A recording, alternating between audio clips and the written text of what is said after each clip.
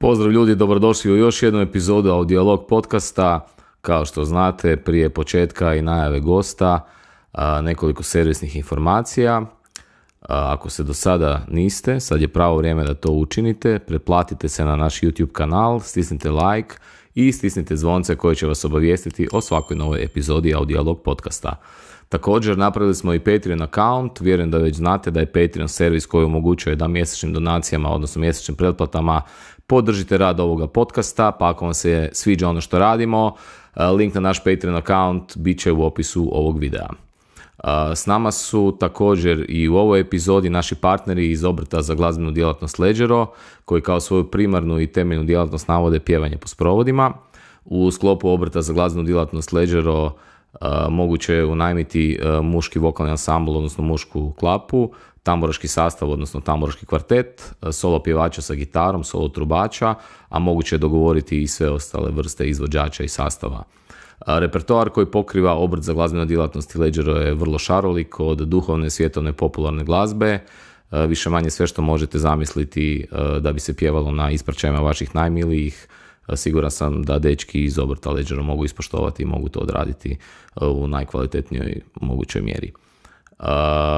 Također, momci iz Leggera vrlo često i rado pjevaju na obredima vjenčanja, tako da ih možete angažirati u tom pogledu, a i za bilo koju drugu feštu im se možete slobodno obratiti.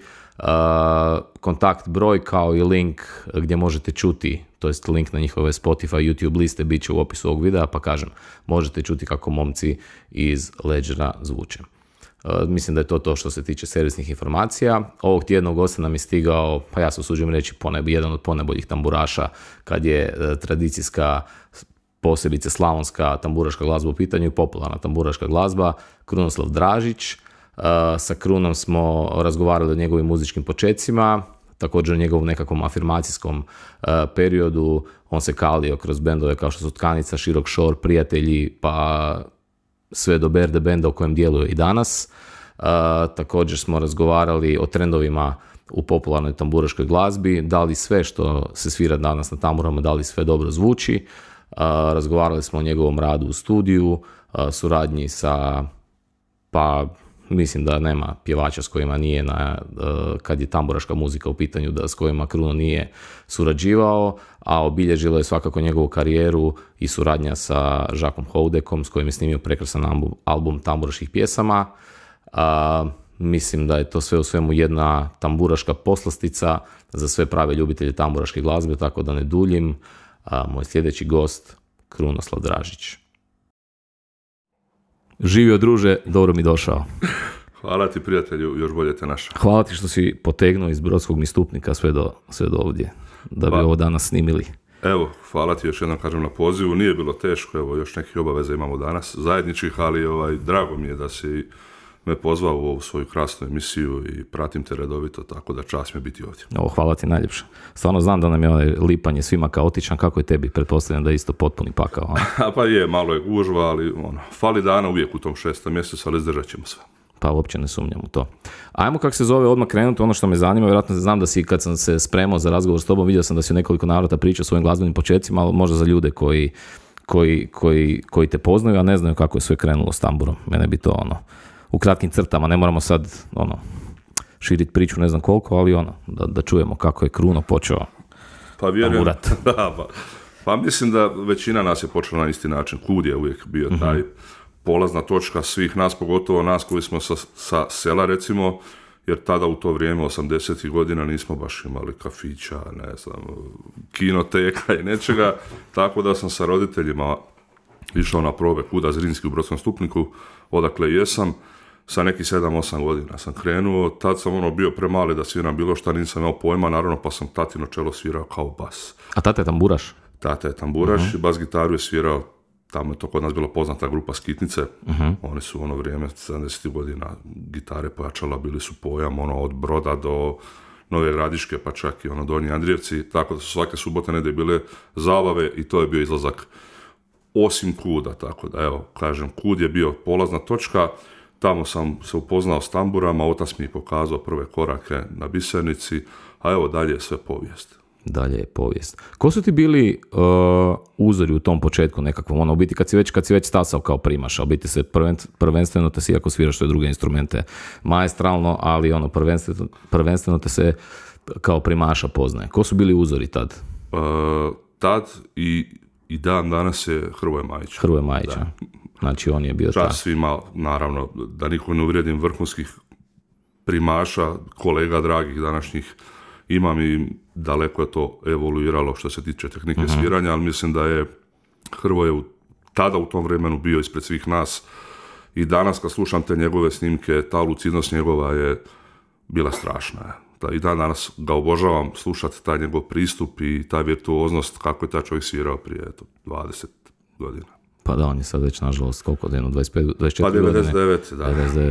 99, već ga toliko nema, da, i dan danas, što kažeš, je ta njegova tako da on je bio taj, zbog čeg sam vježbao po 10 sati dnevno i skidao te njegove bravure, naravno kako to samo ja znam, ali bilo je tu svega. Pa mislim, baviš se ti, pa znaš kako je tad, nisam imao kompjuter, nisam imao ništa, nisi mogao usporiti, nego je otac kupio, uvijek je kupovao 2 kazete. Aha. Znači, jedna je bila za arhivu, ovu drugu sam presnimio na još jednu, tako da mogu... Da možeš napred-nazad, da. Napred-nazad i tako sam Ja ti moram priznati, ja kad sam počeo svirati, ja sam nešto malo kasnije od tebe za ozbiljno, 2002. Tad je već postojala tehnologija i ja sam isto kao i ti 10-12 sati dnevno, ali sam imao onaj transcribe.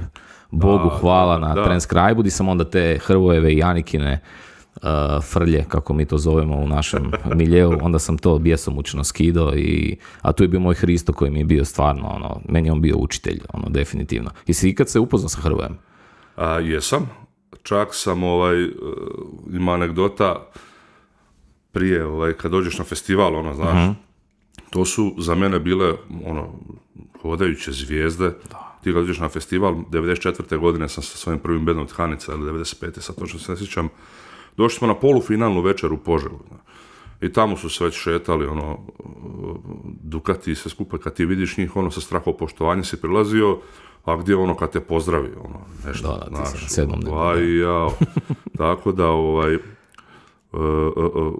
tad je to bilo pojam, kažem, mi smo to, danas u vremena malo drugčija, danas mladi, neću reći da nemaju poštovanja, vremena se mijenjaju, ali mi smo tad u njih gledali, kao hodajuće bogove i baš je bilo lijepo i u tom trenutku sam ja skupio hrabrosti i pitao pokojnog Hrvoja da li bi se mogli nekad vidjeti, znači može, on je meni ostavio broj telefona, znaš, da kad god ja nazovem, naravno, tad je bio kućni telefon, njega nema kod kuće, kad bi uspio dobiti, uvijek se javila njegova majka, krasna, pristojna gospođa, ja sam se uvijek predstavio i sjećam se, jednom sam nazvao, ne znam, tipa pola 12, na kućni telefon i javila se majka, ja se predstavim i ona kaže, pričekajte samo malo i evo nje brzo kaže, znate šta, nemojte se ljuti, Hrvoje sad vježba.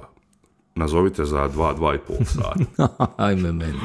Da se lako smrzo, znaš. Naravno da se ja nisam nazvao za 2,5, nego za 3-4, ali već oni su tad bili u strašnom ritmu, tako da sam jako teško doći. Nažalost, evo, nedugo nakon toga je otišao i nisam, nažalost, imao prilike s njim sjest ovako u 4 oka, ali sam kao klinac, čim sam položio vozački, sve zabave koje su mogle biti sam obilazio i izvana slušao, jer nisi mogao doći stati do karte. Oni su tad stvarno bili sve popularne zabave, ne znam, šumarska, šokačka zabava, Kud, Vranovci, Bukovlje, nisi mogao doći do karte, nego si slušao izvana, pa onda u 3-4 ujutro kad bude već fajnut, pustite u predvorje i onda tamo dolazi Ševa i gdje su oni bili. Da. I to je to. A kako svi imaju, to i Dačo zadnji put kad mi je bio, svi imate vrlo sličnu priču, pogotovo vi iz Slavonije. To je mi, kažem ti, ja sam možda već počeo svirati kad je ta nekakva tradicija odumirala i u Zagrebu, ja mislim, ipak bilo malo drugačije nego kao kod vas u Slavoniji. Je, slažem se s tobom, ali evo, to je tako bilo, stari autoput, nisu bili ni 2 trake, pa pokojna majka se uvijek bojala, kućeš ti sad, trebaš doći do Županje Hrastovica, motel tad je nekad bio, tamo je bila čuvena lovačka zabava, tako da smo sjediš vani naravno zimsko doba, uvijek čekaš i tako je bilo, uz te kazete i ne znam, videa, sve što sam mogao nabaviti, Tako smo učili i vježbali. Nevjerojatno, da. To je danas, ja mislim da je to danas mladima potpuno nezamislivo. Pogotovo danas mladim tamburašima koji stasuju, kojima je sve na 2 klika, sve na YouTube-u danas što oni žele vidjeti, saznati. Je, ali opet s druge strane ti mladi danas, kako sam rekao, možda je to i problem što je sve toliko dostupno, pa onda kad ja svojim, ne znam, učenicima koji dođu, kažem da sam vježbao 10 sati, oni onako gledaju u mene. Da nismo normalni. Danas je normalno 10 sati igrati igrice, apsolutno.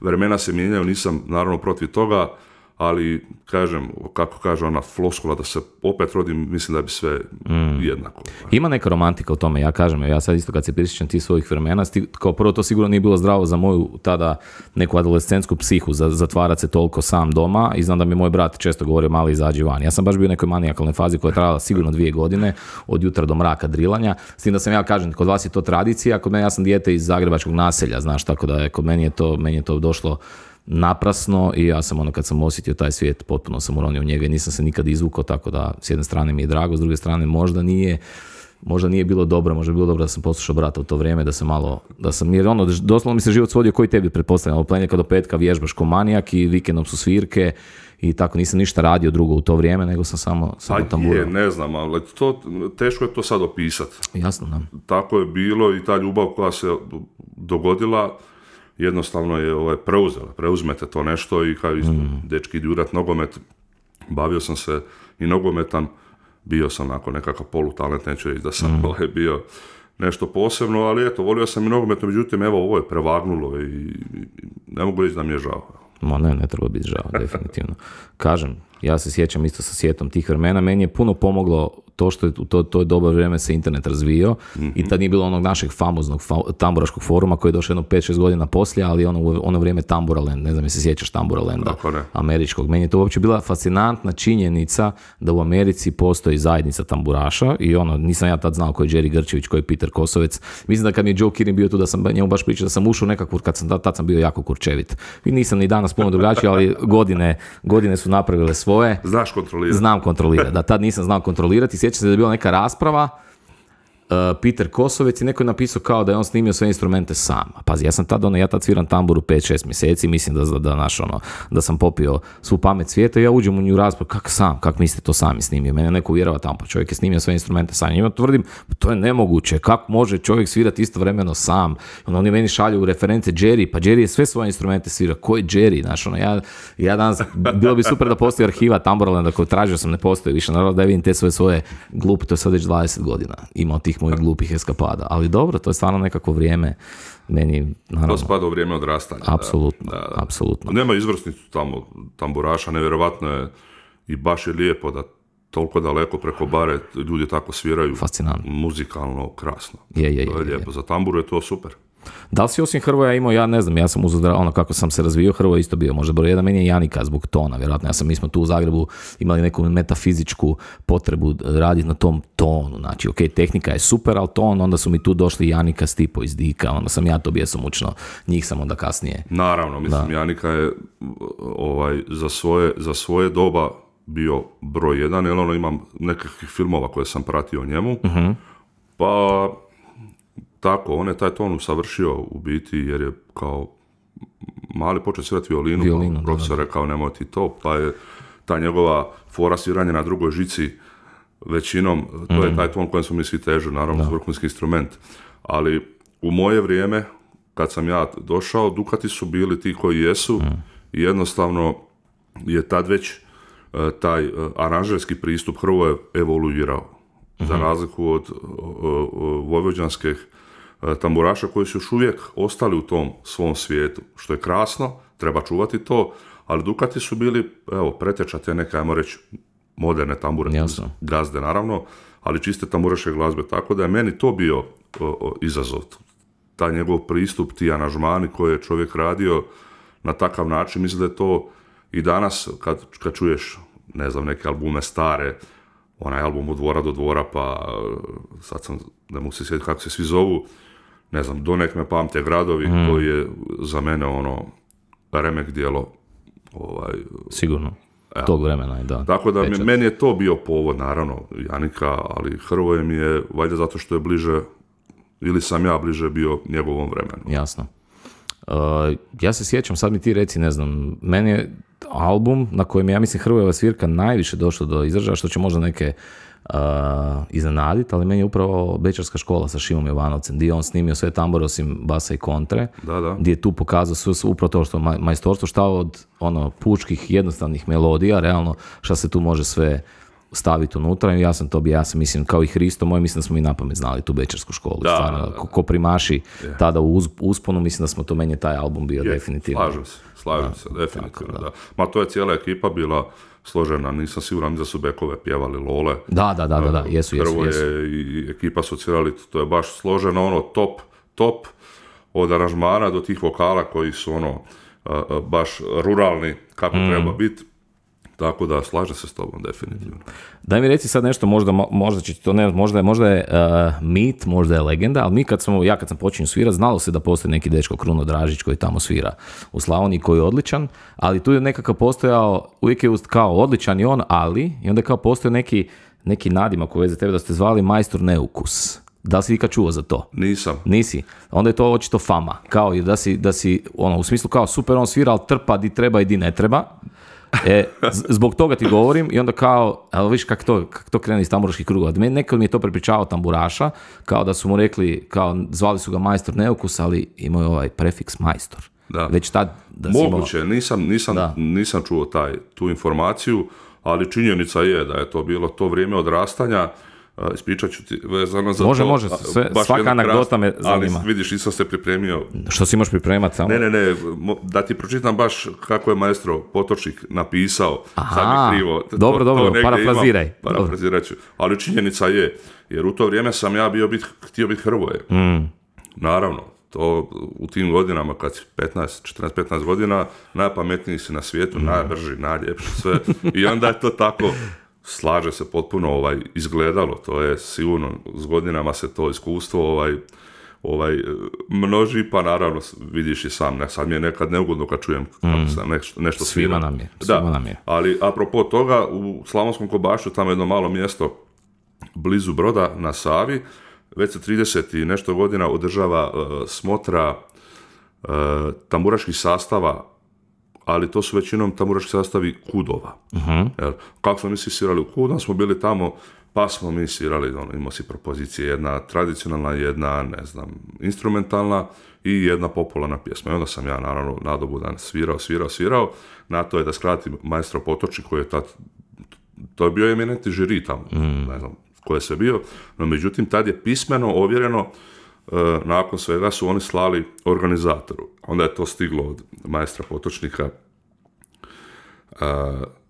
nešto tipa krasne predispozicije, ali njegovo muziciranje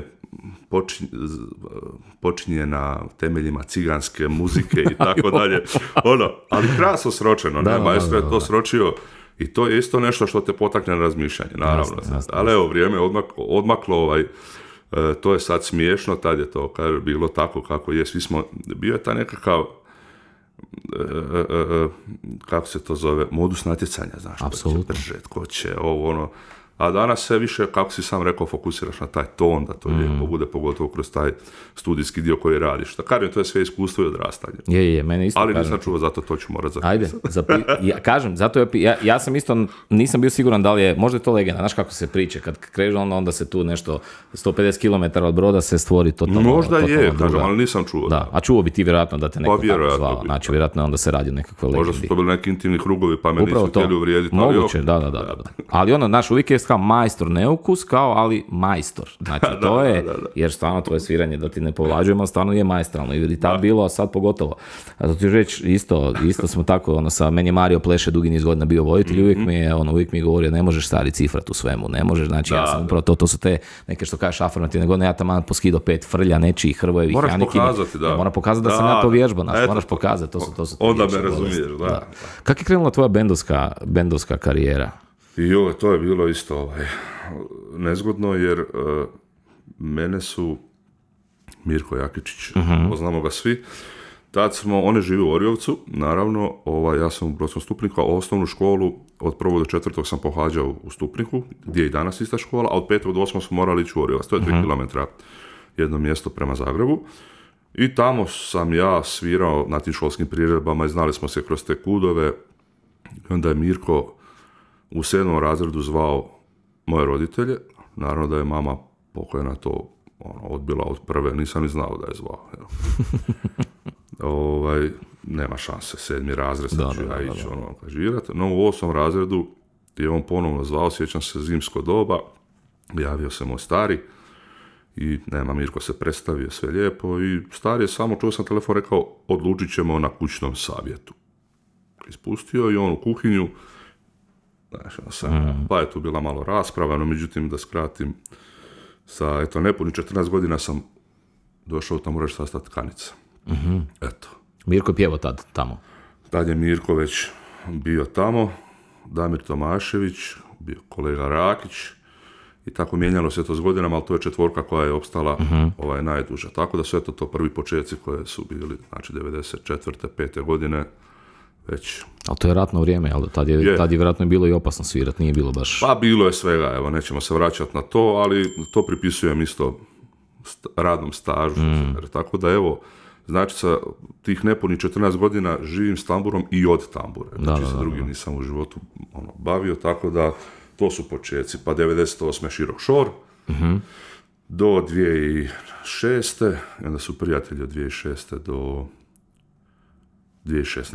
10 godina, nešto kratko vrijeme Škoro i evo sad je Berde Band. Sad je Berde Band, kao kruna nekako, ha? Pa znaš kako kad si bio mali Ducati, Lole, Berde Band, evo ne znam ko je tad još bio u tim, tad su i mladi 6 bili upucani. To su bile neke želje mladih tamburaša gdje bi pogotovo više na televiziji, znaš.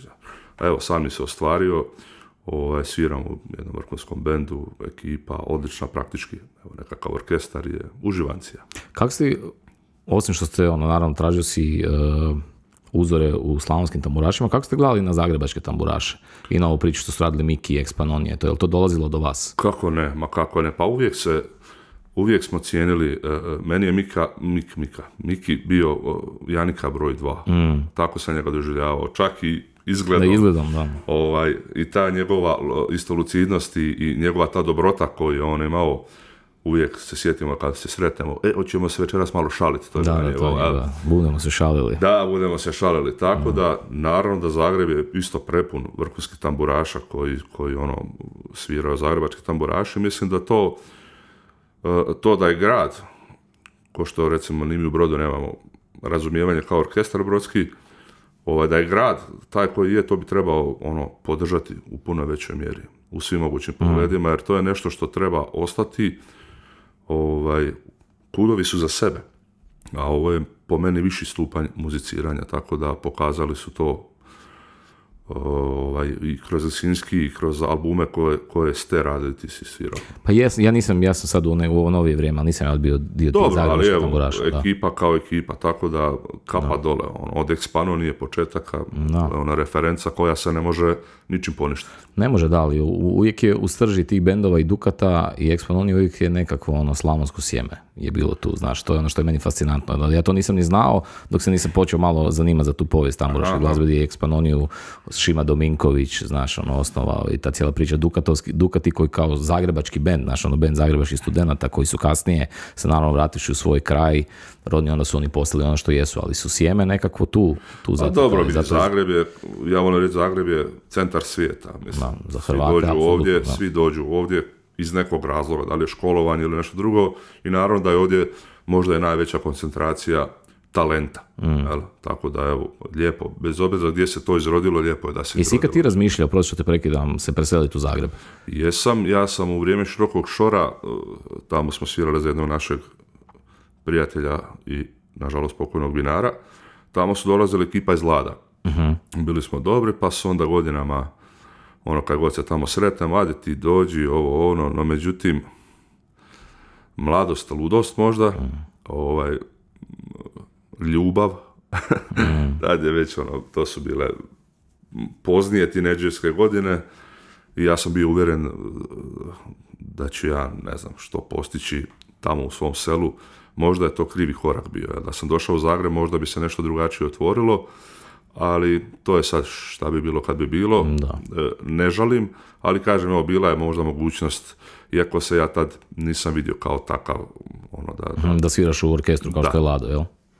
Da, zanimljivo. U kojim se to godinama radi? To je neki kraj 90-ih, jel? I početak 2000-ih. Tako, tu negdje. Jer oni stvarno dugo, evo sad ove godine su primili na mog divnog dragog kolegu Marija Sorića, on je sad postao član Lada, ali Lado ima je sad audiciju nakon 15 godina, 16 godina prvi put, teško je upast u tako jedan profesionalni orkestar. To je, mislim, one su institucija za sebe i naravno da bi bila čast dio toga, ali kažem, meni je više me privlačila ta bendovska priča, nego nekako stalno zaposlenje gdje si vezan. Od ponedjeljka do petka, i često subotom ne možeš raditi jer si subotom na koncertima, to kad si mlad, teško je to pomiriti. Sad, znaš, neko bi rekao možda sigurnost, plaća, ovo sve skupa, ali tad ne razmišljaš na takav način. Mislim da mi sad u ovim godinama, od 40-ima kojima jesmo, da razmišljamo sad na taj način, a tada prije 20 godina teško. Ja znam da su čak ta dečki, ne znam, Kizo i ekipa koji su bili zaposleni u orkestru HRT u Ladu, da su podavali otkaze, ne misleći da će ikad, vjerojatno, ta gažarska priča u Zagrebu presušiti, da će se, o čemu ćemo kasnije razgovarati, baš me zanima tvoje gledište na to, da će se potpuno paradigma tamburanja kako u Zagrebu, tako i u cijeloj Hrvatskoj promijeniti. Sigurno. Mislim da se onda kasnije, da me ne shvati krivo, da su se vjerojatno lupali po glavama kad su podavali otkaze u Ladu i HRT-u, da bi ganjali tu bendovsku karijeru. I oni tad nisu bili dečkići od 20 godina, nego su već bili formirani ljudi, da. Ne znam, teško je, kažem, to su neke odluke koje čovjek donosi sam kroz život, kao i ti i ja. Ja se uvijek vodim nekakvom premisom, nešto će se nekad negdje otvoriti, znaš, nećemo biti gladni ni žedni, ali naravno da te odluke koje donosiš treba 2 put ili 3 put odvagnuti. Pričali smo malo prije, što si stariji, sve sad važeš 2 put pa i 3 put, pa jer imaš ljude oko sebe, imaš obitelj, imam. Tako da sad se ne bi možda bi sad razmislio.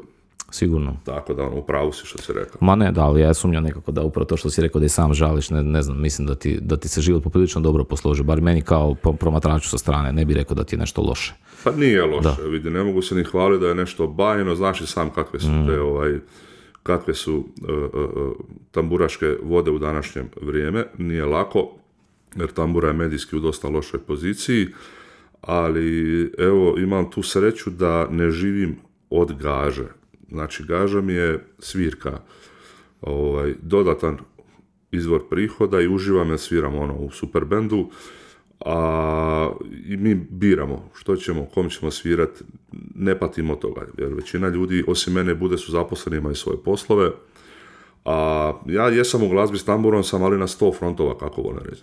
Najviše studio, pa nešto aranžiraš, nešto pišeš, skladaš, i tako. Uglavnom, tambura je centar, ali nije samo da čekam vikend, pa šta će biti, ako će biti. Koliko ti se život promijenio? Baš me to zanima, jer ja dugi niz godina već kao govorim o tom nekakvom simboličkom vješanju tambura u klin kad je gaža u pitanju i kad je kafana u pitanju. Nažalost, ne mogu si to priuštiti čisto iz nekih lukrativnih, ne mogu prestati svirati. Definitivno. Koliko se tebi život promijenio? Generalno. Mislim, ja znam da vi ko Berde Band i dalje svirate, ali kao to što si rekao, to su probrane gaže i vjerojatno ih nema toliko puno. Nema, to su ajmo reći, koncerti nekakvih organizacijama KUD-ova, imamo svojih nekoliko krasnih klijenata, Zadra, Broda, tako dalje. I lijepo je, jer kad te ljudi cijene na taj način, onda ti nije teško ni svirati. Svadbi, ako se i desi da sviramo, to su svadbe gdje su nas zvali ljudi koji znaju tko smo, što smo, da li je to neki tamburaš ili neko iz nekog KUD-a koji su već čuli, tako da nemamo problema s tim da se moraš nekome dokazivati, pokazivati. Ali promijenio se, da, kako godine odlaze, isto, još ne planiram, naravno, tamburo bi si to oklin, ali imam sreću da sam tu gdje jesam sad, jer da moram razmišljati o tome hoću li ova sezona imati 50 ili 60 svatova ili 40, ne znam da li bi to mogao. Mislim, to je jedan od razloga zašto sam i prestao svirati u takvom bendu. To su bili prijatelji, jedan izvrstan bend, i kao kolektiv i kao glazbenici, muzičari.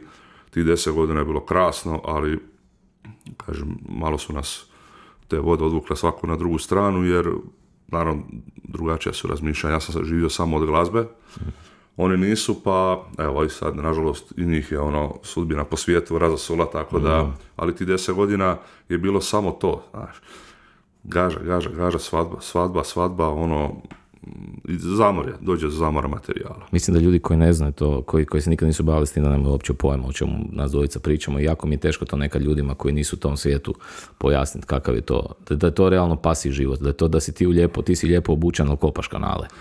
Pa vidi, ne mogu ja reći, i svatovi su se promijenili, nije to više ko nekad od 10 ujutro pa pratiš kumove, pa to je, ja ću reći, kulturan posao, od 7 na večer, 8 do 4 ujutro, neko će reći to je laka lova, ali do toga trebaš doći. Do toga treba doći, apsolutno. Nije stvar ni toga, nego kad se s godinama ustališ u to sve skupa, kad to postane monotonija, onda nemaš više ni zadovoljstva nekoga. A s druge strane, ono što smo malo prije spomenuli, odnosno ti si rekao koliko se to sve skupa promijenilo, imao sam dojam da ja tamo iz Slavonija više nije što je bilo. Mi smo zadnjih godina kao tamburaški bend imali jesmo bubanj, svirali smo 10 tamburaških pjesama i to si svirao iz 90-ih hitove, Otvrženo kapiju i ne znam. To dizalica, kad ljudi hopsaju, jasno. Eto, to je to. Od ovog novijeg to si čekao neko jutro, ako neko možda nešto zna, pa ti bilo. Znači, praktički sam cijelo vrijeme šrotao po toj primi i ako treba odsviraš šokačko kolo i sve je ona meni, Osjećaš se onako, ne znam kako bi te opisao ta osjećaj. Onda smo mi 2 godine razgovarali, ljudi, dajte uzmite li klavijaturistu, jer Jelenu Rozgu svirat, znaš, sve je to šarmantno do neke, ali jednostavno i dođe limit kad to više ne zvuči lijepo, jer je puno novih sintetičkih zvukova koje ti na tamburi ne možeš dobiti, i tako da je to, evo, bilo nešto, kažem, i zasićenja i Razmišljam isto upravo u tom smjeru, to je jedna tema koju sam svakako htio s tobom prokomentirati, današnji mladi tamburaši, ti trendovi koji jesu u popularnoj tamburaškoj muzici, a ti si mi sad dobrim dijelom si mi dao neki šlagvort u tu temu i što ti misliš o tome, i ja vrlo slično razmišljam i upravo to, meni se, kad sam zadnju svoju bendovsku karijeru završio, to je bila električna tambura, jednostavno jer je to je bilo pa zgodno. Dači sam prošli put govorio isto, nemaš mikrofonije, dođeš, uvijek je problem ozvučiti drvo, nažalost, tako da, pogotovo kad sviraš u bendu sa klavijaturom, sa bubnjevima, sa bas gitarom, i onda tvoje drvo nikako ne može to nadglasat, nego onda moraš uzeti. Ja i Robi i ja smo imali električne tambure, i upravo to što si ti rekao, ja sam isto razmišljao, ja 90% vremena sviram harme na gaži i pitam se kojeg to ima smisla. Mi smo kao mi kao bend, taj The Falš koji smo zadnji bili, nismo ni predstavili kao tamburaši, nego smo baš bili svatovski bend, ali ja nisam imao, kako sam tad sam upisao akademiju i bio sam potpuno fokusiran oko svega toga, nisam imao vremena preći na gitaru, iskreno ti kažem, znači nisam imao vremena vježbati gitaru, jer to bi bilo to bi onda bila ta priča. A ja danas gledam mlade bendove, evo sad svi nešto, neću prozivati nikoga jer su mi to sve dragi kolege, ali ja mislim da to nije dobar put. Možda ću ja njima zvučati kao relikt nekog starog vremena, ali oni izbacuju promo videe i tamburaški sastavi gdje nema ni jedne tamburaške pjesme, ali ni jedne. Ja sad zvučim, oprosti, malo sam preuzeo primat u ovom svom formatu, ali zvučim kao nekad kad smo Hlebec i ja prije 15 godina slušali Marka Benića, svaka mu čast, ja mislim da je jedan od najvećih još uvijek živućih tamburaša, ali te neke starovirske tambure, gdje on nama prije 15 godina objašnjavao da ništa osim Srema ne zvuči dobro na tamburi, gdje smo ga Hlebec i ja gledali malo ispod oka, gdje mi je to bilo malo, ja sam tad bio mladić, razumiješ, do koji sam htio, bio sam progresivan i puno toga smo mi svirali na tamburama, da ta njegova izjava samo Srem dobro zvuči na tamburama mi malo, moram priznati da sam uzeo malo sa skepsom, ali okej. Sad kako vrijeme odlazi, kako ja postajem stariji, kako postajem neminovno konzervativniji, tako više uviđam da to što danas klinci rade, što se prodaje po tamburaše, da to veze nikakve nema, jer oni danas ne znaju temelje. Ja mislim da oni ne znaju 15 pjesama od Zvonka Bogdana, a sviraju tambure. Onda je meni to potpuno nejasno. Ne znam šta mislite o tome. Šta mislimo? Šta ja da mislim o tome, znaš? Da. Ne znam što bi te rekao. U jednu ruku mi je drago da se tambura razvija. Ne, apsolutno. U svakom slučaju. Slažem se s tobom da bi trebalo znati barem nešto od tih postulata temelja. Ali znaš kako je sad kad prošao si sve to skupa kao ja, teško mi osuđiva bilo koga. Ne, ja nikog ne osuđujem. Da, naravno. Da. Ni ne mislim to, nego svi traže možda taj svoj nekakav mjesto pod suncem. Danas je takva situacija. Nažalost, tambura je tu gdje je već sam spomenuo da ne znam koji je razlog, a možda i znam, ako se dotaknemo te teme, moje mišljenje, zašto nije toliko u medijima, ali kažem, jednostavno je trend takav da ne možeš naprosto zadovoljiti široke mase sa, ne znam, efektivno, ako si na svadbi, to je 5 ili 6 sati svirke, samo s čistom tamburom. Naravno.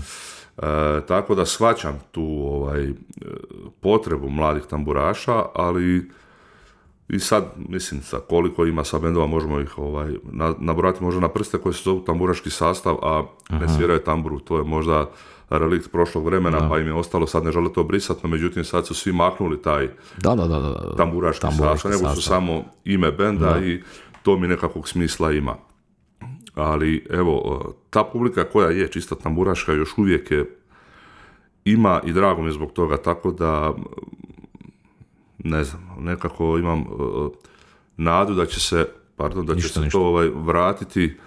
Neće nikad one stare staze, ne bi trebalo, moramo biti iskreni prema sebi, pa reći da je 90. godina u toj ekspanziji bilo svega, tako da, ali možda će se zaokrenuti taj nekakav trend, pa tambura možda se vrati na nekakve možda starije staze, ali kaže, tu se puno toga treba još posložiti. Upravo iz tog nekog rakursa kad promatram, ja sam prvi koji sam uvijek govorio da mi je dosta već snaša, salaša, penđera, konja, vranaca i svega i da trebamo pjevati. Definitivno, kako će neki mladi dečko iz Zagreba pjevati o tome? Apsolutno to bi bilo potpuno nelegitimno, ali ono što si ti sam spomenuo i što ja uviđam kad slušam te sve promo videe, to ne zvuči dobro. Ono što, ja mislim da to niko tim dečkima, ne znam da li oni sami sebi su u tom hajpu, pa sami sebi vjeruju da to zvuči dobro. S druge strane, naš mladost nosi to da si najpametniji, da ne daš da ti se išta kaže sa strane, vjerojatno nikog nisu ni pitali šta misle o tome, briga me, to je njihovo potpuno pravo, ali ja dugi niz godina nisam pobornik one teorije da na tamburi zvuči sve dobro, a dugi niz godina smo živjeli u tom nekakvom narativu, na tamburi se može sve. Na tamburi smo svirali svašta i ti i ja, kao i kroz ono šokačku rapsodiju smo odsvirali svašta na tim tamburama i puno toga je bilo dobro, ali iskreno, ja vidim to na taj način da puno toga i nije bilo dobro. I dan danas govorim da ne zvuči baš sve dobro na tamburama. To što ti si spomenuo bio Jelenu Rozgu i ti si spomenuo sintetizirane zvukove. Ne možemo mi na tamburama, ne možemo mi na tim komadićima drveta dobiti to što želimo dobiti. A ja onda gledam iz te perspektive, ako ti već dečki snimaju promo videa za svadbe, pa što ne uzmu klavijaturu jednu, ili ne znam, još do ovakvih ima ih 6-7 u bendu i još jedan član neće donijeti neku financijsku prevagu, pa onda budi autentičan u cijeloj toj priči. Znači, ja samo to promatram iz te perspektive. Da, pa upravo se, nemam ti ja što na to reći ni dodati, ali opet kažem, traže svoje mjesto pod sunce, da li će to neko prepoznati ili neće, možda više ovo drugo, nažalost, jer je puno toga. U to vrijeme kad je postala popularna nova tamburaška glazba, da je tako nazovemo, sa tim primjesama, svi smo pohvalili u to. Svi smo pohvalili. Sigurno. Slavonija band je postala hit, sad ćemo svi takve pjesme raditi, sad ćemo ne znam, jedini koji su tu ostali takvi kakvi jesu u prošloj emisiji, gledao sam Miju i Daču, su ostali autentični gazde. Da, zato što su 90-ih su takvi. Od kraja 90-ih su takvi. Oni su ti. Ali opet, oni nemaju ništa od sintetskih zvukova. Samo je bubanje tamo. Da. U 99% pjesama. Jel? Tako da oni su ostali vjerni sebi. Ovo sve drugo je onako otišlo u tom nekom novom smjeru. Ok, da li će se vratiti, neće, ne znam. Ja mislim, kada sa odmakom gledam sad, nama u tamburaškoj glazbi, govorim u tamburaškoj tradicionalnoj ili čisto tambure, fali izvrsnih vokala. To je gorući problem. Da, i mislim da je to jedan od razloga zašto ne možemo možda doći u medije. A druga stvar je, spomenuo sam malo prije kako to loše zvuči. Danas svako od nas ima kod kuće mikrofon i zvučnu karticu. Mislim da govorim to iz iskustva jer radim puno u studiju i jako puno minuta sam tamo, sati, dana, kako ćemo zbrojiti, sve proveo. U redu je to za nekakve demo snimke. Ili ako imaš kvalitetan prostor i mikrofon i karticu za snimiti kvalitetno trakove. Ali pošalji to čovjeku koji se tim bavi godinom, koji zna, koji ima aparaturu. Danas svi snimaju i miksaju kod kuće i na onu opremu od 100 eura, misli da će zvučati lijepo kao nešto ima 100.000 eura opremu. Ne mora značiti, može, ali to povjerenje se izgubilo i naravno lova je uvijek problem danas. Love nema. Da. I onda mladi to tako ulože malo u to. Mislim da je i to problem. Jer standardi se dižu, a mi smo sa standardima na niskim granama, apsolutno. Na niskim granama. Tako da mislim da je i to problem. Ti si se dotaknuo toga, tih kućnih majstora, home, što bi se reklo, home recordinga. Ja mislim da je vrlo sličan problem u tome što, ja ne znam da li kod drugih bendova, da li kod drugih muzičara tako, i ne znam da li u Europi tako, mislim da nije. I pogotovo to su me neki moji kolege koji su svirali po vani uvjerili, ali ti u svakom bendu taburaškom imaš nekoga koji je priučeni ton majstor, koji uzme mikser i koji kao nešto si da truda i vremena, a to je vrlo malo, i onda on kao sad on zna nas ozvučiti. Majstor, ja kad vidim miksetu, ja sam od toga bježao od vraga. Znači, ja sam znao šta stoji iza toga, koja je to sve znanost utkana u to, da se idem igrati ton majstora. Imaš ljudi u svakom bendu, ima jedan koji misli da nešto zna, i onda on će prka po tome i onda uglavnom izvučimo. Ili je silom postao. Upravo to, upravo to što ti kažeš, radi nedostatka novaca. Di ćemo sad plaćati još jednog člana koji će nas štimat, koji će s nama biti 6. i 7. član benda i koji će se brinuti o tome. To vani, ja mislim da je to vani, Fila mi je pričao, Novosel, da on kad je studirao u Americi, kad je svirao Svatovi te priče, dolaze Meksikanci, sad da ne ispadne ovo neki ali stvarno oni su zaduženi za to. Dolaze, postavljaju razglas, gleda kakav imaš instrument, iz svog dijapazona izvadi 15 mikrofona i gleda što najbolje paše. I on te složi i on kad ti završiš svirku, ti si gospodin čovjek koji dolazi sa svojim instrumentom na svirku, odsviraš svoje, ti si muzičar, ti si tu da odsviraš, da zabavljaš, a neko drugi je tu da brine o tehnici. Mi smo svi upravo to. Mislim da je to ta korelacija kućnih ton majstora i ton majstora koji ozvučavaju sale, razumiješ, dođeš i sad ću ja u DVD-u špičkovina, razumiješ, sad ću neko frljiti po tim potenciometrima, mi ćemo dobro zvučati, nećemo nikad dobro zvučati. Slažem se. Silom prilika smo postali sve, i nosači zvuka, kako upravo to, ton majstor i lemiši kablu, ali evo, nedostatak je, kažem, možda i financija, ali s druge strane mislim da iskustvo koje stekneš kroz godine ti kažu opet drugačije, uvjerete u drugog. Apropo toga, Fila, u Americi, kad sam s prijateljima došao 2007. Mi smo svirali u Montrealu u jednom hotelu, to je bila tamburica fest iz cijelog svijeta, od, ne znam, kikača mali do starih, kao festival tamburaške glazbe. Mi smo bili tamo gosti, ogromna nekakva sala, mi dolazimo, ali neugledan, mršav, rep, svezan podre, neka majica, raširio cijeli se round po hotelu. Mi došli na binu, on nema stalke, stavlja svakom po 2 stalka, znaš, na instrument. Mi gledaš, šta će ovo biti? Mi ništa, ajde, nećemo se pet. Duba je tad nešto znao, on je bio kod nas tonac, jer. I rekao, ništa, mi se popeli gore i sad dođe lik, kaže, dajte malo samo da čujem, tu što si ti rekao. Ok. I kaže, dajte mi 20 minuta, isto tako on to postavio. Kad smo mi došli nakon 20 minuta, CD je bio. Ne možeš vjerovati, to je čovjek koji zna svoj posao. Pa rekao bi ne bi bicikl na njeg naslonio čovječa. Ne znam da li sam ikad više uživao svirajući. Da. Meni je uglavnom bila tragedija. Svaki put kad bi morao svirati tamburu na razglas, uglavnom su to bili ti priučeni ton majstori, da nikog ne uvrijedim, ali to je stvarno istina. Ja sam njima, ne treba od toga bježati. Uvijek sam njima svima to govorio, stari, svaka čast, ja se u to ne petljam. Ja znam od toga, ja znam upiknut kabel u svoj kanal i tu sve staje. Nemoj da ja moram, najbolje kad me pitaš šta ti fali, pa prijatelju, da znam šta mi fali, znaš, sam bi se naštio, nemam pojma šta mi fali, znaš. Je li to dobro? Ne, meni je sve dobro i ništa mi nije dobro. Dakle, to je veliki problem. Ja mislim da ne dođe Bono na koncert, pa od njega se očekuje da pika kablove tamo. Naravno, ali dobro, ne može se uspoređivati, znaš. Ja znam, jasno mi je to sve. Svadba, gdje je buka, halabuka, nadvikuju se svatovi i ti sviraš, i nekakav koncert, tako da razlike su od do. Ali kažem, kad sviraš svatove, znam da sam uvijek, kad je došao bubnjar, uvijek sam u desnom uhu, pošto sam stajao, imao onaj čepić, iako je on svirao mekano, ali cijelu kad lupio onaj splash. Da. Meni isto sigurno zvuk oštećen, ne bi samo rekao od bubnjeva, nego od preglasnih razglasa, isto ko što mi je kičma oštećen od nošenja tog silnog razglasa. Ali više nemaš restoranske svirke, ne znam da li si ti kad svirao Jesam, kako ne, počeo sam tako, stolarija, što bi rekli. Da. Kao mladi, to je bila super gaža, čovječe, dođeš u restoran, 3 sjetića po 45 minuta, imaš klopu, piće i nešto zaradiš i ljudi lagano pričaju, druže se i prvi set obavezno instrumentali. To danas je mladima, upravo to kad pričam, onda samo I ja sam lik koji računa godinu. Onda se ja mislim, tako kad su meni pričali, znači ono Mario i ekipa pleše, kad sam počeo, ja sam imao 20, oni su bili mojih godina, oni su me izgledali ko stari prdonje, nek se nuri, da stalno su mi pričali su mi nekim vremenima, a ja sam tad bio naš, ono, daj mi, sve mi daj. Sad smo mi nekomentari. Sad smo mi ti, upravo to, sad smo mi u toj, onda si mislim, kad ja dečkima pričam, smo mi, a mi smo ko Serbus imali, ne znam da li to znaš, imali smo gažu 2 dana u tjednu, u jednom periodu, su svirali samo instrumentale, u Ivici i Marici, gore. Srijeda, četvrtak, 2 seta od po 45 minuta samo instrumentala. To je krasno. To je, da se razumijemo, to nije bilo isplativo, nema veze, ali mi smo guštali u tome. Nama je to bilo, mi smo dolazili. Satisfakcija. Da, upravo to. A imao si za čeg vježbati. Upravo to.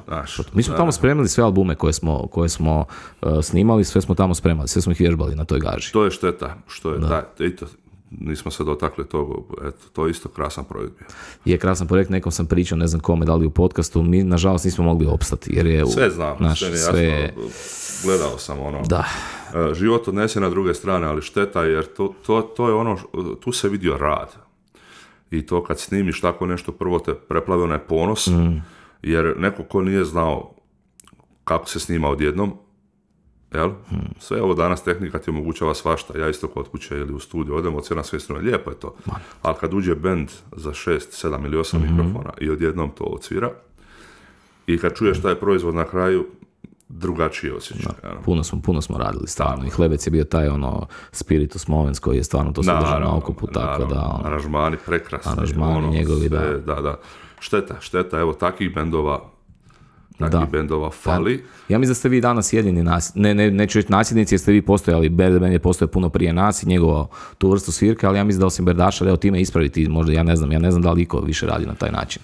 Ja isto ne znam. Da, isto ne znam, ali Ti si mi rekao da i dalje održavate probe, ali tako, svaki tjedan je to? Utorak, četvrtak. Majko sveta, svaka čast. Od 17 do 19. Rijetko kad se pita ima li nema, ono najavi sako neko ima.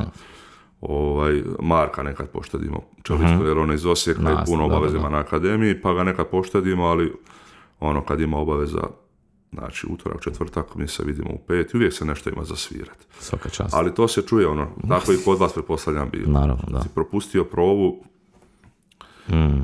a nema, to je čisti profesionalizam. Šteta je što vi danas ne možete živjeti od toga, ne možete živjeti isključivo samo od toga. To je tragedija. Ja sam dio tog benda, ali sad sa odmakom, i prije sam mislio da su oni jedan od neću reći najbolje, jedan među najboljim bendovima što se tiče pristupa, to je Čika Marko. To su njegovi temelji i ono kad čuješ te priče kako su oni kretali, sviraju mjesec dana gažu u Rovinju i ujutro u 9 je proba, svaki dan. Pa nema druge. Popodne proba i navečer gaža. Čika Marko je to drila, skroz. I to se čuje. Apsolutno. A da se vrati, znači tu sam se vratio u taj nekakav tamburaški put ili kolotrag. Sviramo mi svašta, naravno, ali tamburaški instrumentari i upravo ono što si ti rekao, uvijek gledamo da to što sviramo lijepo zvuči na tamburama. A sve ove faze prije su bile krasne. Mislim, ja sam u Širokom Šoru proveo najljepših 8 godina života, mlad, neoženjen, sviralo se, iako je to bio, mislim, moram biti iskreni, prosječan bend.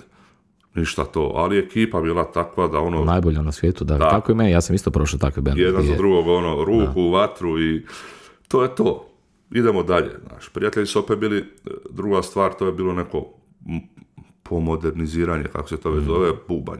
Iako je to došlo, isto kažem, u kasnije fazi, dugo smo se odupirali. Oprostite, kako to harmoniku nikad niste prihvatili? Kažem, dugo smo se odupirali. Znači, bilo je i prema harmonici vjerojatno razmišljanja. Da, iako da se odmah ogradim, to je krasan instrument. To je nažalost, danas je tako vrijeme da bez toga ne ide, ali kažem, dugo smo se odupirali i narodnjacima, pa smo onda zadnjih, 4-5 godina uveli ove, kako mi kažemo, standarde, no međutim, čim zagrebeš u to, znaš, ajde još u Slavoniji to, kako je tako, pretpostavljam ti si ovdje odradio, ovo je tek tržište gdje ne može zadovoljiti nikoga. Harmonika 2006. uzela primat i ne pušta već 17-18 godina. Bez harmonike ne ide ništa. Tako je, tako da iako smo mi više težili tom pop izričaju nego da budemo baš nekakav nivo smo kao prijatelji držali. Bili smo stvarno dobra sviračka i pjevačka ekipa, pa smo gledali da to ipak ima nekakav nivo, da se baš ne sražaš ono da sviraš pokidač u lance i katancu. Znaš. Nekakva doza toga, no međutim, kako vrijeme odviče, pa ajde napravit ćemo, tražili ste više puta, napravi tu pjesmu, pa ćemo napraviti onu, tražili ste i tako. Ali onda su oni nakon mog odlaska doveli klavijeturistu, što je, mislim, bio pun pogodak, obzirom na, kažem, repertoar koji se svirao. Jel oni danas postoje, jel sviraju još? Ne, nažalost ne. Oni su nakon mene, kažem, došao je klavijaturista, onda su promijenili ime u D prijatelji. Kao da... da nije tamburaški sastav, jasno. Tako je. I probali su, no međutim, život je odnao dalje. Jasan koji je otišao za Englesku, pa je i Duba za njim, sad je Jasa u Americi, i nešto je to kratko još trajalo, kad su skužili da to ne ide, jer i ljudi su drugačiji, kad ljudi naviknu jednu ekipu koja je bila dobra, svaka promjena u biti, neću reći da loše utječe, ali kad odu bitni faktori poput pjevača ili ne znam nekoga, nije bitno, vrlo je bitno kode iz benda. Vrlo je bitno kode. Naravno to ostavi traga. S jedne strane mi je žao, s druge strane mi je drago da sam tamo probao 10 godina. Bilo je gušt muzicirati s takvim ljudima. To su bila ekipa koja mogli su odsvirati sve što zamislimo i tako, bez ikakvog pardona, donesi note, znaš, top. Što u nekakvim prijašnjim nisi mogao. Tako da, to je bilo krasno. Od, ne znam, vokalnih dionica, klapskog pjevanja, pripreme se ljudi i tako. Iako, kažem, nismo bili baš blizu Đakovo, Brod, to je 70 km, ali smo isto jednom tjedno pokušavali imati uvijek probu, jer tad u to vrijeme kad je bilo tad je bio Narodni radio, ne znam šta, ako nisi svirao što je tamo hit i na CMC-u, brzo padaš dolje. Znači, čim je izašla nova pjesma, sad ću bubniti, ne znam. Jasmina Stavrosa, odmah napraviš to i... Znači, baš ste bili tako revni, ha? Da, morao si, jer ljudi ti to gledaju, znaš. To izgledali su. Oni već sviraju ovu novu pjesmu, znaš. Da. Po nečemu moraš biti prvi. Dobro, ali vi ste baš nekakav temelj je bio upravo ta svadba, jel tako? Na to ste se bazirali, uglavnom. Svatovski bend. Tako je, da. Koliko danas stigneš, jel danas želiš, jel odradiš kakvu zamjenu kad te neko zove? Vrlo rijetko. Vrlo rijetko zato što ne znam, ni ne zovu me neki ljudi, odnosno bendovi možda razmišljaju da ne bi, uvijek pomognem ako mogu. Naravno da ali vrlo rijetko i kažem, uz sve obaveze koje imam, vrlo rijetko i mogu. Tako da par puta jesam išao na nekakve zamjene, ali kaže, vremena se promjene, pogotovo dođeš u svatove od, ne znam, 2016. iz takvog benda sam, sad dođeš 2022. 2023. u takav bend, snaći ćeš se da se repertoar potpuno promijeniti. Meni se to dešava kako sam ja freelancer, onda svaki vikend s drugima, znam mi se desi da stvarno odem u neobrano grožđe, stvarno mi se desi mi se malo. A vrlo rijetko mislim neko treba primaša u današnje vrijeme. Dobro, ti sviraš svašta tako. Pa sviram, ali većinom ili bas primaš ili harmonikaš ili neko kad, vrlo rijetko prim, tako da družim se, lijepe projekte, sad Šuša nešto radi, svirat ćemo zajedno. To ćemo se, veselim se tome. Ti neki projekti veseli me, Brodski tamburaški orkestar, tamo sam već 10 godina, to je nešto gdje mi ispušni ventil. Ajmo malo o tome, kad si uopće i o Brodskoj udruzi tamburaša i o Brodskom tamburaškom orkestru, uopće, kad je ta priča nastala? Ti su početaka u tome? Da, od 2007. imao sam jednu kratku pauzu kad sam radio u glazbenoj školi u Požegi, došao je prvi sin, pa nisam mogao to sve skupa stići. Imao sam i 2 škole tambure, tako da nisam stizao, ali čim je to krenulo, taj prvi sastanak, jednostavno, prije toga sam svirao u orkestru Zlatne žice kod profesora Škorvage u Požegi. To je bilo, isto nešto predivno. Bila je čak jedna faza, to moram spomenuti, gdje sam ja upao u tu neku krizu, kad je tambura počela silaznom putanjom. U medijima, misliš, ili? I u medijima, da, i ovako kad su počeli nadolaziti narodnjaci, ja sam imao fazu da ću prestati svirati. Nisam to znao. Da, i onda je profesor Škorvaga bio taj koji me vratio na put, tako da hvala mu na tome, jer sjećam se razgovora, bili smo u jednom kafiću, Kamenita vrata se zvalo u Požegi, tamo smo sjedili, pili piće i kroz razgovor baš sam bio jako frustriran, jer ono, u najvećoj ekspanziji, u svojoj nekakvoj želji volji, odjednom to se počinje lagano jenjavati. Tako da profesor Škoroga je stvarno odigrao jednu veliku ulogu da ostane na tom putu i taj orkestar Zlatne žice kod njega, prije sam ja čitao note, ali ne u toj mjeri, u toj fazi. Ja sam kratko vrijeme svirao, u selu je bila škola tambure koju je vodio Nenad Celetković Neno. I čim sam otišao u Tkanicu sam prestao s tim, jer vrlo brzo sam napredovao. Tamo sam učio te neke osnove, ali kod profesora sam prošao cijeli taj orkestralni, to me fasciniralo, taj orkestralni zvuk, ta masa tona i tako da i dan danas mi je to ispušten ventil i znam kad sam u prijateljima svirao i kako ti se da, sviraš petak, subota, svadbu i u nedjeljom, utorak, nedjelja, ne možemo drugačije sranizati, proba. Nedjeljom je proba orkestra u 6 sati. Ekipa je. Ekipa je tamo krasna, to su isto sve ljudi s kojima sam odrastao, poznamo se i dugi niz godina. Jednostavno kad dođeš tamo, kad se zatvore ta vrata i kad Budo digne ruke, misli su totalno negdje drugdje, tako da zato sam u orkestru, a udruga kao udruga radi i borimo se. Rekao si mi sad nešto što mi je zanimljivo, da ste počeli snimati nekakav podcast to si mi rekao prošli tjedan, baš me zanima, je li to tajnost ili... Nije. Zašto bi bila tajnost, da pače. U biti je bivši član Berdemenda Mario Katarinčić, Žido, koji je u Americi, vidio tvoj podcast. Opa. Znaš. I njemu je pala ideja, obzirom da se kod nas radi muzej tambure, odnosno već ga imamo, da li ćemo ući ovaj novi, to je druga tema, nećemo o tome. Dobro. Me ne bi... Špotali. Da, vjerojatno ćeš zvati nekog od njih da se ispriča, nisu bajne stvari. No, međutim, idemo mi na ovo. Mario rekao, pa super je to što radi Saki, bilo bi super kad bi vi mogli napraviti nekakvu emisiju, ne tipa ovoga, nego na temu tih nekih starih emisija, nešto smo pričali kao zaslužnih ili nešto nebitno. I onda smo se mi pa hajde i Mario čak, iz Amerike su donirali čak i neku lovu da se to kao pokrene. I onda smo mi baš onda Žido, kad se kreće, šta se kreće, pa smo prvo intervjuirali majstra Ferića, sad je nedavno bio Čika Marko Benić,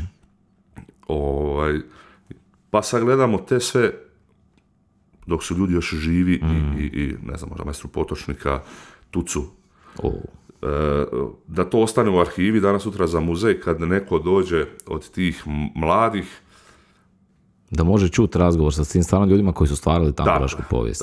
To je voljeli bi, ako budemo uspjeli dogovoriti, evo i Dukati, odnosno najbolji tamburaši, da nas svi dođu, da pravimo i njih. Super. Jer mislimo da su oni kao band svima nama otvorili vrata, barem ja tako mislim.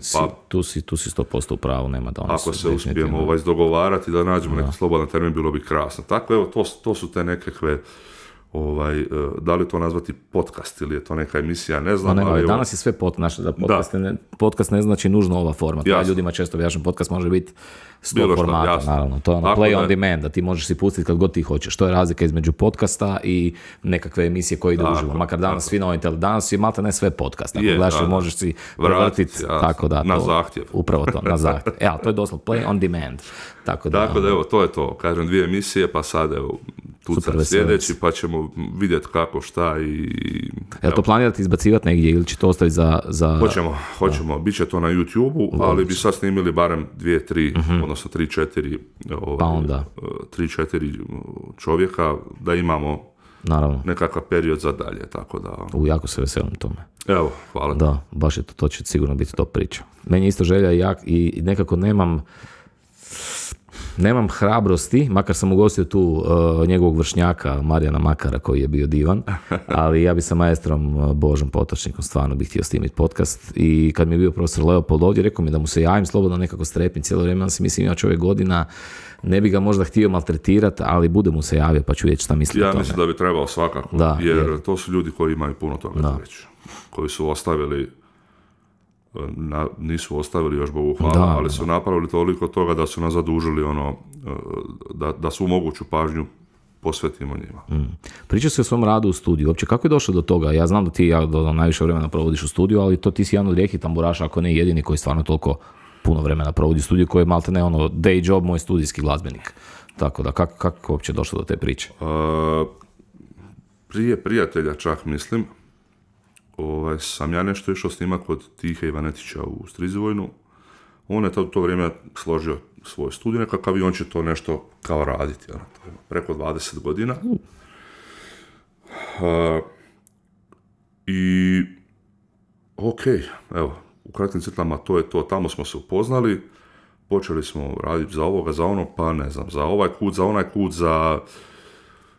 i evo, s Tihom, kažem, surađujem više od 20 godina i najviše svih tih projekata i krasnih suradnji sam ostvario kroz suradnju s njim i njegovim studijom, tako da mislim da sam 99% svega snimio tamo.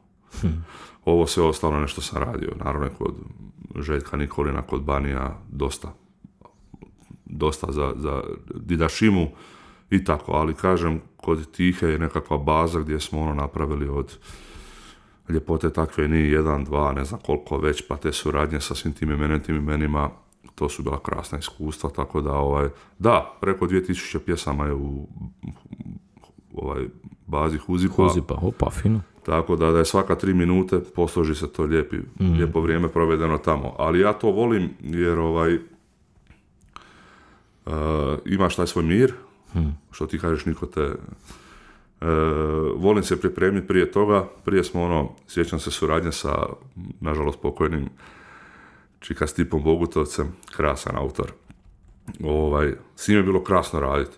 Ali dođeš tamo, a Stipa nije imao note, nego je on solmizaciju sebi pisao na bijelom papiriću. Ma nemoj reći. Sad ja gledam, kako zapamtiš sad melodiju Foršpila? Ne, on uzme tamburu i odsvira. Fascinantno. I onda imaš odsviraš prvi brač, naravno mi to zakompliciramo, pa smo bračeve snimali po 4 sata. Trebaš ti sad na prvi tercu odsvirati ili ne. I to je super. Znači uvijek si počeo s bračevima, jel? To je uvijek, da. Uvijek, zato što nekako mi onda poslije ima slobodu za prim svirati. Tako da uvijek ti si kod Jerry kontru navodno snima prvo. Pa, na klik. Mislim, ja isto sad htio sam se baš vratiti na to. Danas je to, tehnika je drugačija, radimo sve na konkretno u Sibeliusu, tamo se može napraviti doslovce šta god poželiš, pošaljem Tihi midi ili već gdje radim i po tome snimam, imaš klik, imaš sve, tako da je sve jedno šta ću svirat prvo. Da. Ali uvijek mi je nekako navika odsvirat bračeve, jer onda imaš taj dvoglas, pa imaš barem ja poslije nekakvu slobodu malo i slobodnije odsvirati neke druge instrumente. Tako da uvijek si ispritam note, tako da nema za sat i pol vremena 8 instrumenta. Znači, pa ti si već sad u šemi, jel tako? To je sad mašinerija, to već ide nakon tolikog niza godina. Budu odsvira berdu, jer ja nisam berdaš. Neke ove laganije stvari možda i mogu, ali se čuje berdaška ruke. Tako da, to je isto instrument od kojeg ja strepim, kojeg nikad nisam tehnički savladao. Mislim, moraš to godinama svirati. Da, jasno. Treba, uvijek mi brenči žica, uvijek mi nešto. Nemamo tehniku, da, onda apsolutno. Kad dođe neko ko stvarno to rastura, kad odsvira drugačije i panči i sve, daš. Šta si naučio najviše u studiju? Ti, šta te oplemenilo kao muzičara? Disciplina. Prvi snimaka, sjećam se kad sam došao, kad sam odsvirao, pun sebe, šta. Čovječ meni Tiho pošalje sutra, ja to preslušam, zove njega, briši ovo, čovječ. Briši ovo, ja dolazim ponovo. A imam do Strizivojne 65 km u jednom smjeru. Da. Toliko ima? Da. I ta disciplina i upravo je to puno pomoglo da se fokusiraš na ton, na prstomete, na igranje s tim bojama, na kojoj žici svira, tako da, kaže, studio je baš jedno krasno iskustvo i krasni ljudi, krasni muzičari. Upoznaš puno toga, i puno mi je, recimo, Tiho pomogao da se pomaknemo iz čistog tamburaškog svijeta. Ja sam jedan Žak Houdek, jedan Tereza Kesovija, nikad ne bi Arsen Dedić pokojni, nikad ga ne bi upoznao da nije bilo Tihe. Jel?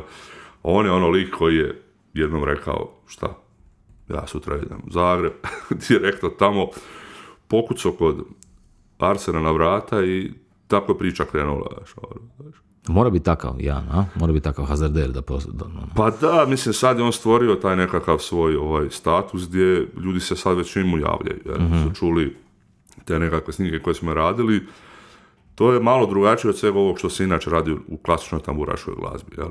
Tako da, evo, dosta snimaka radimo za većinom soliste, radimo za neke bendove, ali većinom su to solisti koji pjevaju i žele nešto drugačije, a da opet bude kulturno i kvalitetno. I se sprema, a to će biti kao šlagvort za jednu od najljepših pjesama koje ti si ju otpjevao i ti si ju snimio, a to je Tamburaši sitan vez. To je definitivno jedan, meni osobno, a i mnogim tamburašima je to nešto najljepše, vjerojatno što je tambura i tamburaška ta muzika ikad proizvela. Stvarno, ispašće opet da ti se uvlačim, ali stvarno nije. To je moje mišljenje. Jesi ikad razmišljao i da li se sprema tvoj neki album? Jer ti, mislim, pričao si o vokalima koji fale u tamburaškoj muzici. Ja sam svjestan da ti sebe ne doživljavaš kao vokala, niti ja kao lik koji isto jako puno pjeva, pa nikad sebe nisam doživljavao kao vokala, ali da li si razmišljao o tome da snimiš nešto? Jesam, da, album? I to je u nekim začecima. Apropo Tamburaši sitan vez, to je radio krasan jedan glazbenik i prijatelj Jasenko Horvat iz Kutine. Željko Pavičić je pisao tekst. I on je to mene poslao, kaže da poslušaj, to je bilo na klaviru snimljen demo. Ja kažem, ja ću to ponuditi Žaku. Tad sam radio sa Žakom. Već smo se upoznali, 2014. Ne znam ko je već. No, međutim, Žak nije bio zainteresiran za autorski dio, on je htio napraviti omaž, on je rodom iz jednog mjesta tamo kod Nove Gradiške i on je htio snimiti album tamburaške glazbe, ali da to bude više starogradski nastroj. Neke pjesme koje su njemu dragi. I ovo je stajalo i mene je to žuljalo. Tako. I ja kažem, pitam Jasenka, da li biste ljutio da ja to pustim? Meni je to ono što je više slušaš.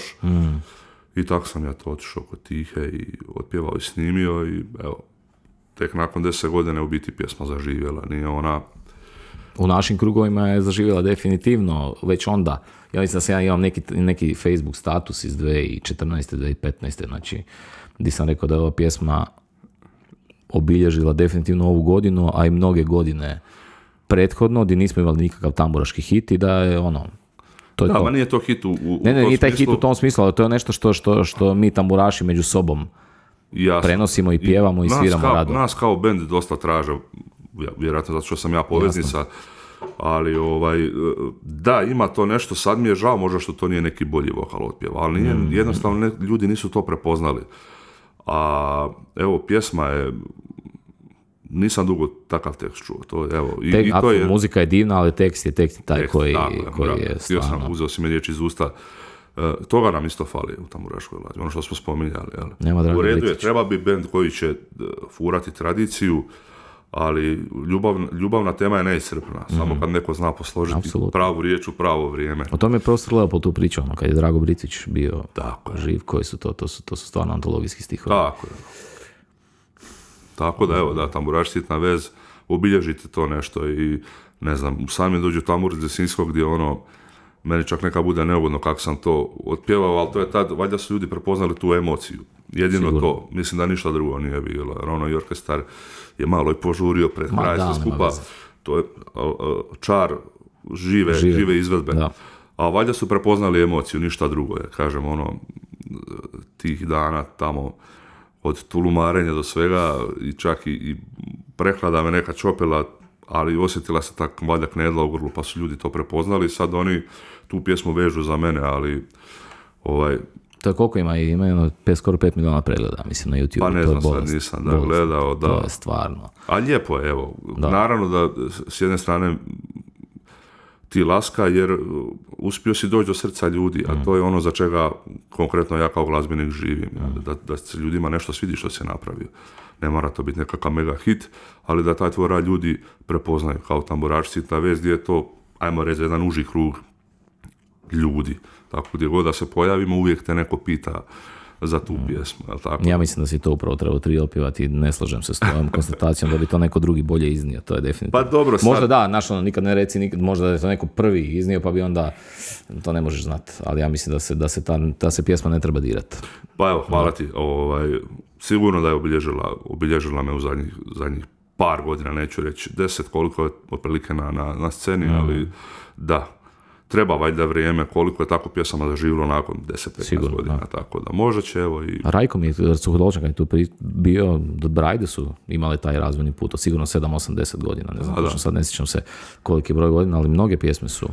Pa od ne znam, dalmatinskih ne znam, Budi noćas mirno more, pa šta je bilo, što smo svi svirali, Zora bila, da, isto, to su pjesme koje su nastale davno. Da te mogu pismom zvati, tako ta nije dugo prošla. Vidiš, zvao me moj drug Lenović, prije nego što smo pali kamere, njemu je prvi ples na svadbi bio tamburaš Sitan vez. Prava stvar mu je svirala 2015. Pazi, njemu je, sad vidiš kako si me to osjetio. 2015. se on ženio pred kraj godine, negdje 12. mjeseca, mislim da je bio 2015. i to mu je bio prvi ples. Evo, pazi ti. Hvala mu lijepo. Da. To treba imati hrabrosti. Da. Treba imati dobru ženu koja pristane na to. Nešto me zanima, a to mi je ogromna enigma kad si ti u pitanju, ne samo ti, nego i dečki iz tvog benda, a to je suradnja sa majstorom Žeravicom. Sad možemo o tome pričati. Naravno, ja ne mislim uopće ulaziti u nikakve, imamo različita stajališta oko toga, ali me zanima kako si ti napravio taj transfer na njegove tambure? A to je bilo, nije bilo lako. Vjerujem da nije. Moj prvi kontakt sa majstorom Marinkom, ne znam sa koje godine, još je bio živ pokojni Andrić Franić. Zimsko vrijeme, tad sam još svirao orkestru kod profesora Škorvage u Požegi. Oni su se najavili da bi došli prezentirati nešto instrumenata. Njih dvojica skupa? Da. I oni su došli, mi smo završili probu, i mislim, sad ne mogu se točno sjetiti, bio je jedan Brač, da li je bilo više ili nešto, uglavnom sam to probao i rekao, ok, ali meni to nije to. Jel? Taj prvi kontakt naravno nije sjeo gospodinu Marinku, jer, ja kažem, tad u to vrijeme mi smo 100 godina sviramo na ovo, jel? Na kraju, nismo ništa, tu je razgovor završio, ok, iako ja stvarno nisam čovjek koji ima na prvu, uvijek ću dati priliku svima, nešto tako, i ok, tad mi to nije bilo to, no međutim, doći ćemo zašto, i prošlo je to, ne znam sad točno koliko godina, ja sam kod Tihe nešto snimao, i dolazi Marinko i donosi čelo, sjećam se da je bila ogromna menzura, ne znam koliko, 72, čak i za moje, mastodont od čela. Da, i on kaže, da li si voljan probati, kao, ja kažem, zašto ne, Marinko, da pače. Ja sam to probao, se oduševio. A da Marinko mi da ti za mene zafrkavaš, kaže, ne, apsolutno. To je to. Ja bi takav instrument htio imati. I moj prvi instrument je bio čelo, koje sam ja kupio kod Marinka. Ostalo je povijest, znači, ali kroz razgovore kasnije, mislim da je tu ispala, mislim da je samo bila greška komunikacije. Jer Marinko ima takav pristup. Možda je njegov pristup bio krivi, a mi nismo, ili pravi, a mi možda nismo bili spremni na to. S tim da, kažem, taj prvi set koji je doneo, kasnije kroz razgovor smo došli do toga, on je došao u Hrvatsku i čuo orkestar HRT-a kako svira. I to je njemu bila slika tonska. Ja nemam ništa protiv, ali mi ipak u Slavoniji zvučimo malo tamnije, drugačije. Ali mi nismo, ja tad konkretno, moram biti iskren, nisam uopće znao šta ja želim. Ja sam znao da sam htio bolji instrument, ali nisam znao reći, ja bi sad, da moj princ zvuči, ne znam, ko Janikin ili, ne znam. U to vrijeme sam se bavio, kažem, studijskim snimanjem, gdje sam pokušavao kombinirati razne setove tambura, od pokupim najbolje kudlike, najbolje bocane, torme, jednostavno nisam bio zadovoljan, jer kad sviram dupleks, nekoliko treba dupleks, te tambure nešto imaju, ali kod ti nizovi mi nisu, a vrhunski instrument, jer ako sviram na prvoj žici, u drugom položaju, ja ću, odnosno da, na prvoj žici, na drugoj ću svirati u 7. da dobijem malo druge boje. Jel? A tambura ne štima. Ne štima, da. Da. To je bio, tako smo došli do toga, da skratim, jednostavno našli smo taj zajednički jezik gdje mi onda napravio prim jedan, pa drugi, mislim da je ovo treći sad koji imam već 10 godina i vidi, to je meni to. Ja nemam tu uopće niti ga braniti, niti kuditi, ljudi imaju pravo na svoj izbor, ja sam se samo kroz taj studij uvjerio da te tambure, ono što je meni bitno, savršeno štimaju. To ne može niko osporiti. Savršeno štimaju, a sad, kako ćeš ti objasniti, ja smatram ako je master vrhunski da ti može napraviti instrument, ako ti voliš tamniji ton, treba samo znati reći što želiš. Ja sam dobio, sebi sam složio taj nekakav instrumentari za studio i ne bi ga mijenjao nikad više. Ajde, super. Moja priča sa Marinkom Žeravicom je vrlo, vrlo slična kao i tvoja na prvu, s tim da ja nisam kasnije ostvario s njim nikakav kontakt, jer mi je to bilo malo bi bilo too much njega. Moram biti iskren da je on stvarno, meni ga je malo previše. Došli smo svirati, još sam svirao Pravoj stvari, znači to je negdje sigurno 2005. 2006. ja bih rekao, u Nimberg. Gore je bila nekakva katolička misija i mi smo svirali gažu i tamo su oni imali tamburaški orkestar pri toj katoličkoj misiji. Oni su nas pitali da bi mi htjeli, Jakša, Varga i ja, neko ne znam, da bi mi htjeli pogledati instrumente, jer je Marinko još uvijek tad živio u Mainzu, čini mi se, u Njemačkoj. Da, i danas je tamo. Danas je tamo, da. Aha, ja mislim da se on bio doselio, znači vratio se. Oni imaju kuću u Đakovu, oni supruga, ali u Mainzu je on godinama, tako u Đakovu je boravio dok se nije formirala ta nekakva kritična masa nas koji sad je tu s njim Jura. Jasno. Ni dvojica rade, tako da mislim da su kao paket izvrsni, tako da više sad u Njemačkoj tamo moji djeca i unuci uživa.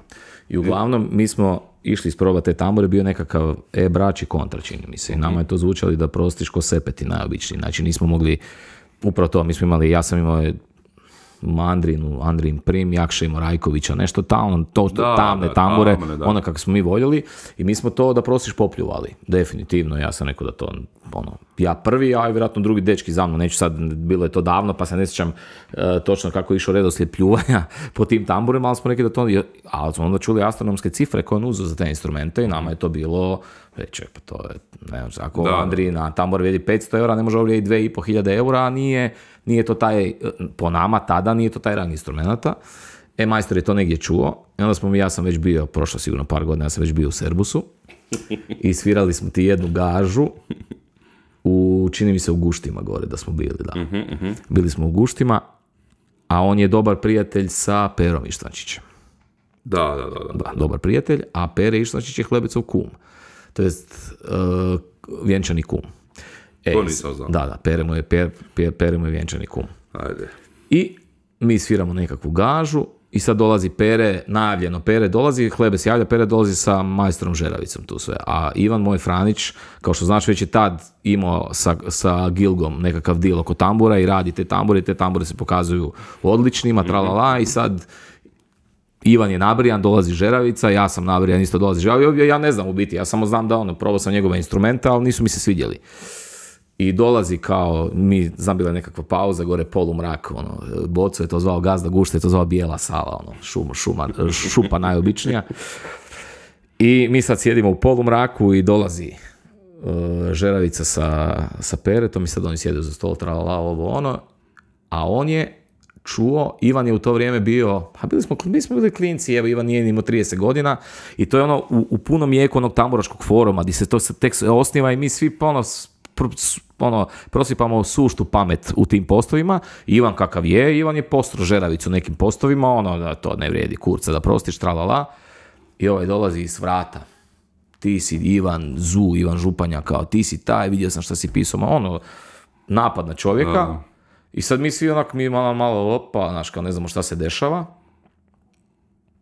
Prođe taj prvi napad i on prema meni, a ti Saki, znam ono što si rekao da ti tambor, ja sam rekao valjda ja s tim tamborom ne bi gulaš promiješao, ja sam isto bio vrlo slikovit u tim njemačkim putešestvijama, pa sam rekao tim curama koji su rekao da to meni nije za gulaš promiješao, znaš što si rekao, trebalo i ovo sa mene napadne ovo. I dobro, nekako se to razriješi i kaže on meni, prođe dan, dva, nemam pojma, sad više ne znam točno kako se zove, kako je išla priča, uglavnom kaže, nađem se ja s njim i s Peretom u Buksi gdje smo mi ko Serbus imali probe.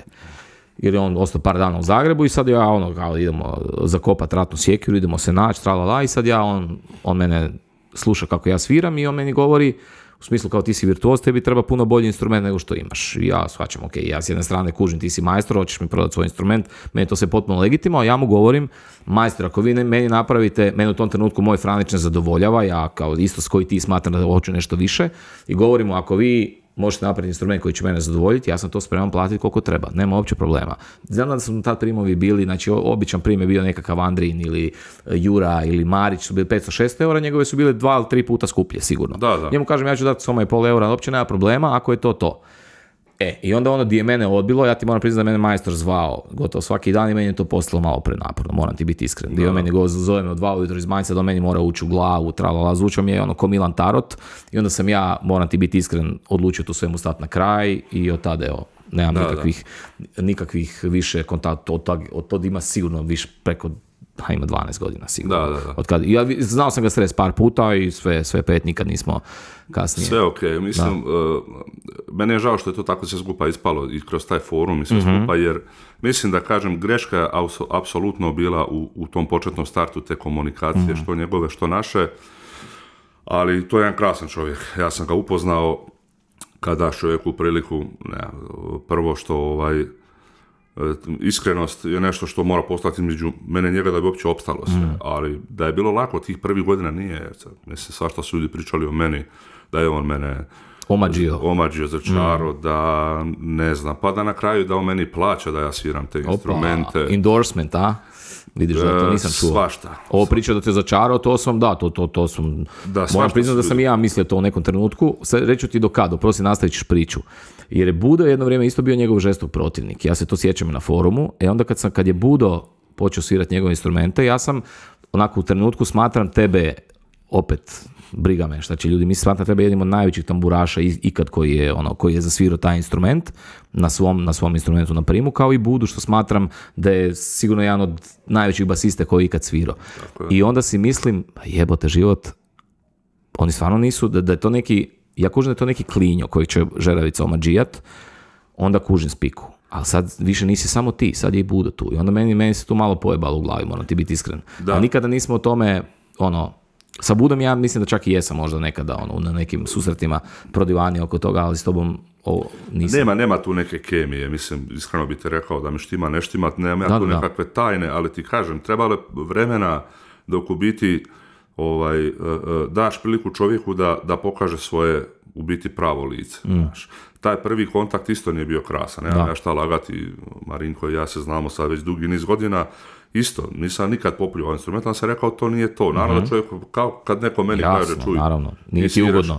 Naravno, ne bi ti bilo, ali kasnije kroz razgovor ti čovjek objasni zašto je tako tambura ta zvučala visoko svijeto, jer je on imao totalno drugu sliku tona u glavi. Sad je to već drugačije, vremena se mijenjaju, ali moralo proći puno vremena.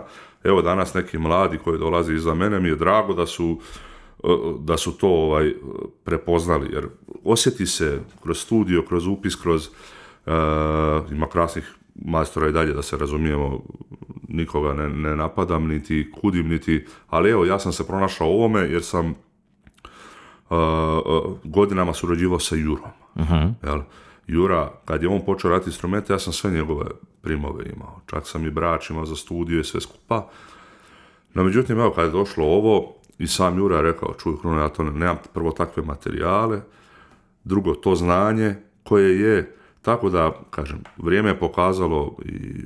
Pa to je bila, to ću reći, to je bila još treća, znači sad Juru sam i zaboravio to jednadžbi, znači kad je Jura, koji je majstor za tambure, počeo raditi s njim, ja ti moram priznati da je tu meni nešto... Isto je tu bilo svakakvih priča. Znam da je bilo svakakvih priča. Ali nema tu, pozadina je u biti vrlo jednostavna. Evo, Berde Band svira na njegove instrumente koje su radili Jura i on. Tako da, opet kažem, to se nekome može sviđati, ne mora. Ukusima se ne mora uopće raspravljati, ali ono što si ti rekao što je eminentna, što je neupitna činjenica, da ti instrumenti štimaju. Ono što je tebi najvažnije u studiju, da upravo to. Najvažnije. Ali kažem ti, stvarno sam probao svašta, nije floskula, jer kad uzmeš, ne znam, specijalku Hudlika koji košta 3000 eura i odeš i snimiš duplexi, skužiš da... Ne valja, da. Mislim, u studiju se to čuje. Naravno. A pogotovo, ne znam, kažem, sad je samo stvar što evo, moj prim je bio nekakva otočna daska za ove mlađe koje dolaze, da ih ne imenujemo, reklamiramo, da ih ne bi uveli možda u... Ali mislim da oni neće proći ono što sam ja prošao. Ali nije mi žao uopće, kužiš, jer ja sam odmah bio spreman i svjestan toga da je meni to. Što god neko priča. To je super, znači to pokazuje tvoju jednostavnu snagu, psihičku. Pa da, mislim, nije mi bilo, kažem, jednostavno da te neko proziva luđakom ili da te neko sigurno znaš, nije, ali da. S druge strane, znao sam šta imam na kraju krajeva, ljudi, vrhunski vokali koji su radili s nama, su pitali odmah na prvu, čovječe, kakvi su to instrumenti? Ervin Baučić je konkretno pitao, ja sam svirao i sa, neću imenovat, orkestrima, bedok, to nema veze s ono sa zvukom, ovo je, kaže, savršenstvo, čistoća, štimanje, lako mu je pjevat, intonacija, tako da... Ljudima je to bitno, sigurno. Ljudi iz drugog svijeta, znaš, ja kažem, nama je teško kao tamburašu, meni je bilo teško. Sad ti neko dođe nakon 100 godina kaže, čuj, te tambure ne štimaju, pa ono, znaš da je i pokojni Andrijica Bocka štima, on je već tad isto imao to. Evo, prosti, dotaknuo se toga, ja mislim da je to bila čista psiha. Ja ne znam. Ja ne mogu za ništa, ja kad kažem kako starim, tako sve više ostavljam rezervu da sam u krivu, ali kad je bockanje u pitanju, ja mislim da se Andrija samo zajebavao dobro. Ne znam, neću ulaziti u to, ali ti hoću reći, probaš tebi instrumente i kažeš sam sebi, čovječe, ja bi kupio taj instrument, ali to meni nije to za ovo što ja trebam. Pa probaš kombinirati 2 bocana, pa nešto ima jedan s drugim. Vrhunski instrument. Sad, da li do kotiranja, da li do nečeg drugog, ali tako je bilo, u studiju čuješ, pogotovo na neki kucanim tonom portatima, kad treba odzvoniti, jasno. A i trzanje još nekako se i da izbalansirati sakrita, ali ovo ostalo. Tako da, evo, vrijeme je prošlo, kažem, nemam nikakvih problema, evo. Koliko sad imaš njegovih instrumenta? Imam sve osim kontre. Kontre, aha. Da.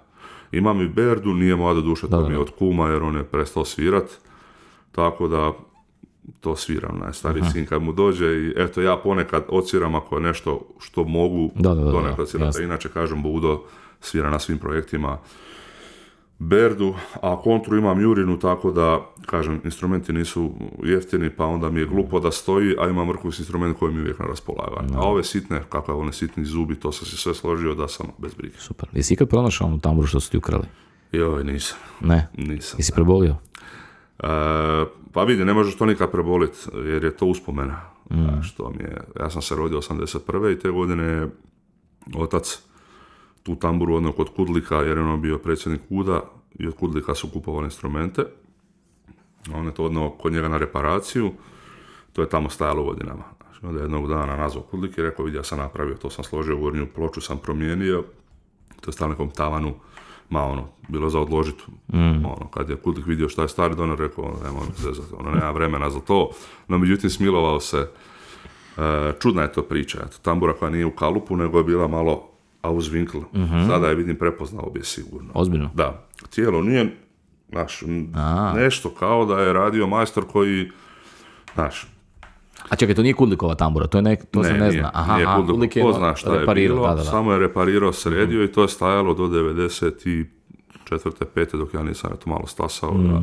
Onda je to bio poklon od tate, kad sam krenio kao uzbiljnije vode. Tako da, evo, žao mi je što je u biti se si ikad nešto nanjušilo oko toga di bi mogla biti? Ne moraš mi pričati o imenima, nego me zanima da li si ikad bio na tragu. Ne, nisam, lagao bih kad bi rekao da jesam, svašta se pričalo. Onaj, zavist, svaka nakva. Ja ne znam kako je to uopće, mislim, to je netko morao pratiti, jer pazi, to se desilo u 5 minuta ili 10. Nažalost je to što je bio humanitarni koncert, to mi je još gore od svega. A bili su, kažem, puno ljudi, mi smo bili u toj slačionici, zimsko je bilo vrijeme i organizator je došao i rekao, evo, dečki, ide zadnji izvođač, ajde, popite piće i idemo preko u dom na večer. Znači, ona je meni, ja sam ko Hrvoje to nosio pod rukom. I ja, ajde, idem u garderobu, spremio, ostavio u koferu, možda 10 minuta. Završili smo na šanku piće, idem po garderobu, jer je bio od bratića Bas primi garderoba i moj primi garderoba. Jedino dvoje što ostalo u to vrijeme još u garderobi, i ništa, ja se vratim, garderoba tamo, kofera nema.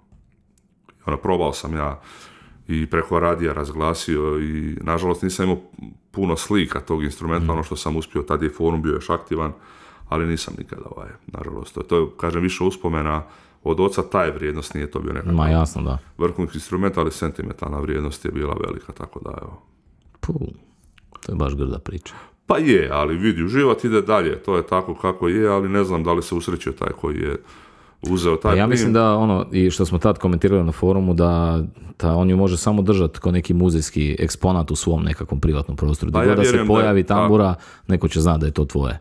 Šta god da napravi. Jedno da, stvarno da je promijeni fizički izgled potpuno. Ali sada je vidim 100%. Znači, jer je neobičan totalni instrument. Tako da, evo, ako je taj neko sretan s tim, neka mu je sa srećom, ali kažem, više je to pogodilo oca, znaš, naravno pogodilo je mene, ali kažem, ta sentimentalna vrijednost je nešto što ne možeš nadoknaditi. No, sigurno. Kako je došlo do suradnje sa Žakom? Di ste se upoznali? Biti ono što si rekao da on imao nekakvu namjeru snimiti album starogradskih pjesama, jel, tamburaških? Pa tad nije, to isto Tiho odradio. Aha, dobro. Tiho, kako je on reći, spaljen po navodicima, kakav je. Moramo, kaže, nešto napraviti, znaš, ide u Zagrebu, Antunović se naca Žakom. Žako, šta pričaš? Znači, on je njega stvarno iz vedra neba nazvao, ide se naći sa Žakom. Tako je. Kakav vas, svaka mu čast. I on ti je u Antunoviću sjeo u auto, došao u Zagreb, našao se, objasnio čovjeku šta želi i to je bio prvi razgovor. Žako, pa je, dobra ti je ideja, znaš, da ne daj, ajde, čujemo se mi. I kaže, pošto su Žakovi roditelji iz jednog mjesta kod Nove Gradiške, njemu je to, kaže, oduvijek bila želja, ali nije za tako, kontakt po kontakt. I eto, 2014. smo snimili prvu pjesmu i to je trajalo par godina, naravno, i to sve, ali to je nešto što nikad neću zaboraviti. Znači, za mene jedna od najboljih suradnji uopće sa jednim takvim vokalom. To je nešto što ti ne mogu opisati. Sjećam se, bili smo na svadbi kod ženine supruge, negdje Sveti križ Zračret je negdje tamo, nebitno. Uglavnom mene zove, on bi još otpjevao Bolujem ja, boluješ ti. Gdje sam ja u Slavoniji, on negdje ide. Kaže, nisam Žak, čovječe. On ti ušao u studiju, A-mol, znači to je pjesma koju sam on je otpjevao, ja sam samo čelo nešto tamo se neću reći šta, uglavnom muzicirao sam. Odmuzicirao si. Pokušao sam. Uglavnom, fascinantno je to da je čovjek pjevao bez ikakve pratnje, znači ja molim modulacija u B-mol zadnja strofa, on je samo ušao u studiju i otpjevao to. Wow. Tiho isto ostao paf, tako da ovako, kao čovjek, kao osoba, i on je se svašta priča, opet se referira na Marinka, dok ne upoznaš čovjeka i daš mu priliku, totalno jedan jednostavan lik, iskren, što mu je vjerojatno i... To mu je najveći krimen u ovom društvu u kojem živimo, dobro, da. Mislim, što govori, što misli. Tako je, takav je, ali ja s njim, i dan danas se čujemo, krasno nešto, suradnja, evo. Ajde, baš mi je drago. Ne znam šta bi ti drugo rekao. To mi je jedno iskustvo predivno i kad je meni Tiho rekao radit ćemo album, treba aranžirati za Žaka, kaže čovječe, šta ću ja sad njemu aranžirati? Čovjek pjeva, može pjevati samo uz gitaru, uz kontru, trebaš ti sad, ne cijeli orkestar, on ko želi, dvije pisanice, 3 brača, brač, čelo, šta napraviti, a da ne smetaš takvom vokalu. Pa smo se igrali, evo ne znam koliko se uspio taj album malo poslušati. Jesam sad. Bilo je prekrasno jedno iskustvo, i druženje i taj koncert u Lisinskom što smo imali za Valentinovo, cijeli taj starogradski program i čak smo išli u Mostar s tim programom. Lijepo je stajati iza takvog čovjeka, prije svega čovjeka, onda i vokala, jer on je za mene jedan od najboljih na me prosto. Definitivno. Tu nema uopće, to svako ko kaže drugačije, nešto s njim nije u redu. Ili laže, ili je jalan, ili pitaj Boga, Žak je stvarno. Ono što mnogi usporavaju kada nije napravio karijeru, to je meni super kad krenu te priče, to uglavnom priču ti, kao što imamo milijardu izbornika kad krene svjetsko prvenstvo, tako imamo i tih, couch komentatora koji nije čovjek napravio karijeru, pa napravi petinu toga što je napravio, pa priča da nije napravio karijeru. Da. To je užas. Bilo je svega i na tom forumu dok bio aktivan, isto mene su smetali ti komentari koji komentiraš nečiji rad, ajde prvo stavi svoj, Izvoli, da. Pa da mi prokomentiramo, pa onda da vidimo da li imamo uopće reference za nešto reći. Jer ok, možeš vidjeti da se nešto ne sviđa, ali neko popljuvati reći da je to Tako se ne pjeva, pretpostavljam da je to bilo, jel? Ma ne, album je jedan bio, neću se vraćati na to, znaš, ali to je bila pošast, taj forum, sjećam se sustavno. Je bilo bilo je jako toksično, bilo je i poučno, super stvari smo naučili u tog foruma, ali je često bila atmosfera toksična.